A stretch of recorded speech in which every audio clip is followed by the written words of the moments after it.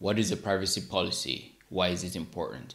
And most importantly for you, is it required for your business? Hey guys, welcome to another video. In today's video, we'll be talking about privacy policies. One of the most important questions always asked is, what is a privacy policy in the first place? And is it required for my business, my specific business? And the answer is complicated, but I'm going to answer that as simply and efficiently as possible. Now, the short answer is maybe, and the long answer is yes. All right, so if you fall into these categories of businesses, you are required by law to have a privacy policy. So pick up your pen and just checklist each one of these categories I mentioned. If you fall into any of them, then you're required to have a privacy policy. One, are you a financial institution? Meaning, do you collect or process financial data for families, for people, meaning individuals, basically consumers?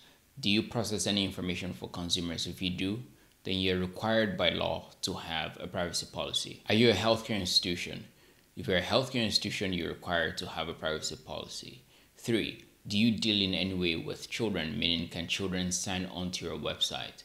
If the answer is yes, then you're required not just to have a privacy policy, but you're required to have a list of other mechanisms in place to protect children, including parental consent. Four, do you deal in the EU, in Europe? If you do any business in Europe and this is an internet business or any kind of business in which you collect people's data, right? Technically called personally identifiable data.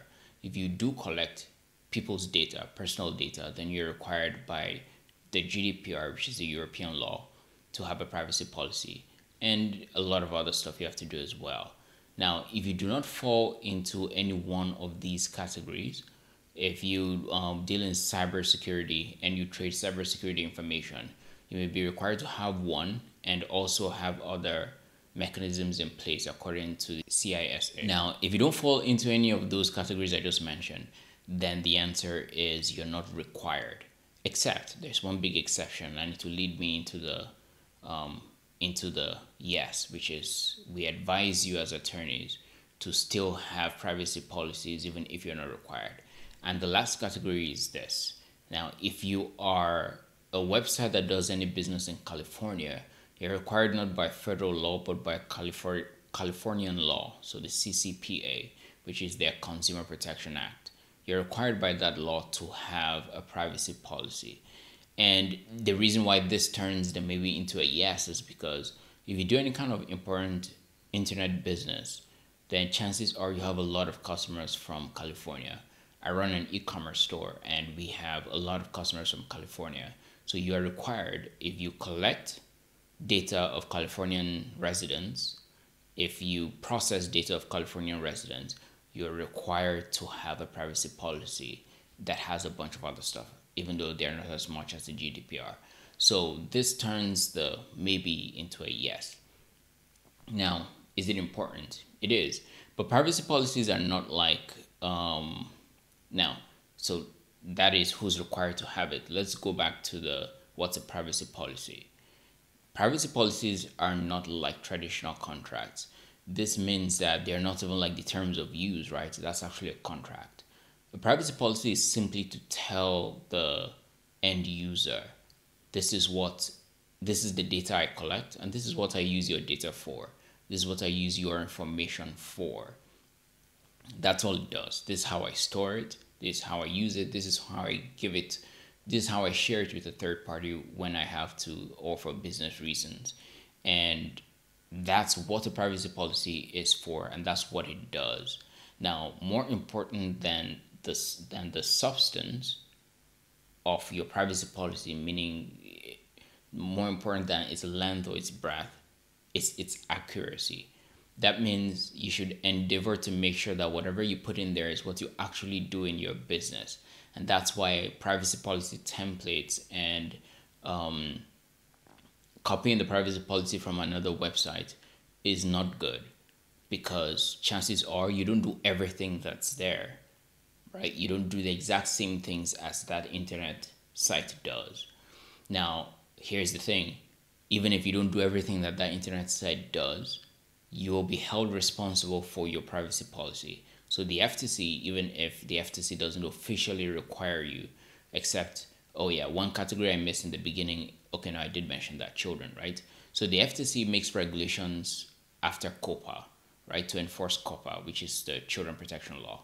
Now, if you have a privacy policy that's just copied from elsewhere to your website, the FTC will hold you responsible for that thing which you pasted, as if you actually did it or performed it, right? So the accuracy of what you do is very, very important as to the privacy policy that you post. This is one area of law where the law actually prefers you keep it short and concise rather than long and a lot of legalese. The reason is you're speaking to the end user, not a lawyer, not the courts, right? If you're a lawyer reading this, you know that you're supposed to tailor your speech and your work to your audience. So if you're speaking to the courts, or if you're drafting for the courts, you add a lot of legalese and precedents and citations to it.